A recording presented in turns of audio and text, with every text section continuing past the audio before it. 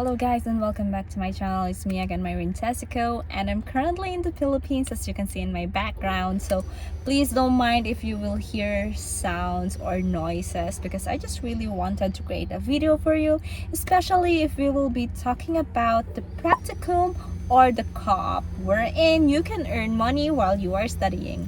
Okay, so let's talk about co-op, or the work permit that you get when you apply for a specific program.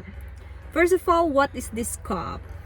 So co-op is a permit that is given to international student that is written in your letter of acceptance if the program that you have applied has this.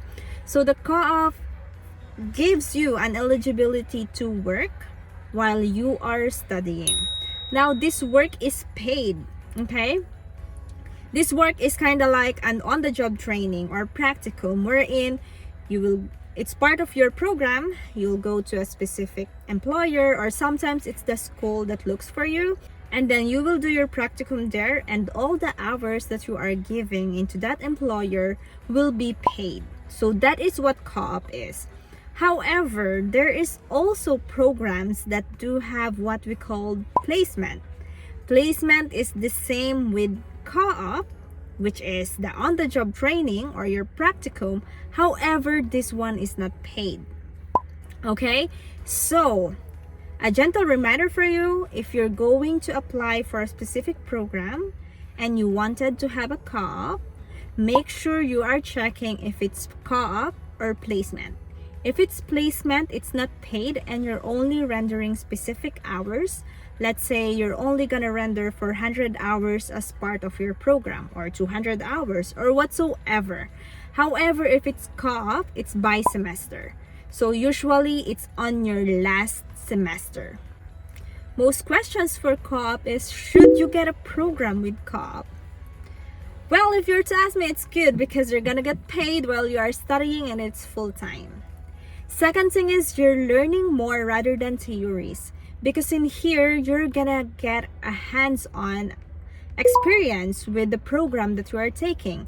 Let's say you're doing an aircraft mechanic, so you will be able to work for a specific employer, let's say Air Canada, and eventually you can also work directly to them after graduation. For my experience, my program has a practicum, but it's not the co-op. It is what we call the placement.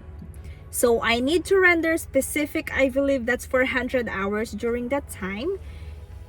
And once I finish my 400 hours, the employer have talked to me and said that they will absorb me and they will employ me in their company. And they are willing to help me as well with the permanent residency. These are some advantages that you will get if your program has a placement or a practicum or a co-op.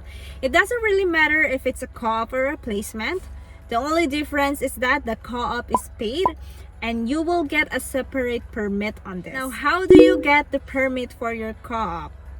When you apply for your study permit, there will be a question there asking, is your program requiring a co-op or work related, something like that. I don't know the exact words, but you will know it once you're creating your account profile. When you answer yes, there will be a section there wherein it will ask to upload the letter for that. And the co-op letter is always included in your letter of acceptance. Now, one thing you need to keep in mind, there are co-op that says optional co-op when you apply for a program. What does this mean? Optional co-op are co-op wherein you will not get your co-op immediately once you applied for your study permit.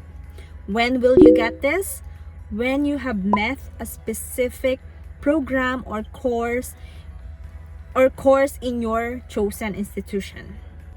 For example, in Northwest College, they do have a business management that has an optional co-op. When they provide the letter of acceptance to students, it does not include the co-op option. However, you will be able to apply for your co-op after your first semester once you have finished the specific course, which is the business management, let's say 101.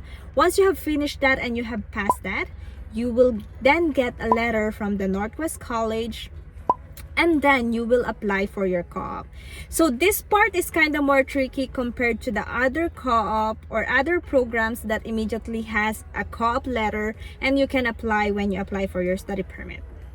But at the end of the day, still you are getting a co-op permit wherein you can work and get paid. I would also just like to add that if your program has a practicum, let's say social services worker, and it doesn't say co-op and it just say practicum, you will still do your on-the-job training, you will work for the employer, get the experience, but it is not paid. Okay, it's just part of your program. You just need to provide that hours for you to finish your program and eventually get a post-graduation work permit. The difference with the co-op and the placement is that with co-op, again, you are doing this as a full-time worker, meaning your last remaining semester will all just be working for an employer and gaining the experience, either practical or theoretical. However, with practicum, there will be instances that you are only doing it part-time, and the other parts of your hours would be still continuing some of your courses that you haven't finished. In my experience, when I was doing my practicum, I was taking 3 courses that time, and I was rendering 20 hours a week for the employer that was given to me, and I need to at least have 400 hours for my practicum. So these are some key points that you need to consider. Again, make sure you are checking your letter of acceptance, and we at UniStudy are helping international students to get a letter of acceptance, as well as guiding you with this kind of instances, with the scholarships, with the refunds, deferrals, which will be less hassle for you because this is free. And aside from that, you're also getting a study plan proofreading, right? Plus visa processing, which is all free for all of the students of UniStudy. But if you need more in-depth, we also have some paid services that you may consider. I hope this video have given you an insights about the co-op and the practical, and basically just the on-the-job training that is part of your program. And if you wanted to know more about being an international student, please comment it down below. I am Myrene. I am a former international student and now a resident of Canada, and I hope to give you the best pathway for you to reach your dreams here in Canada. That's all for today, and I'll see you on the next vlog. Keep following us. Bye!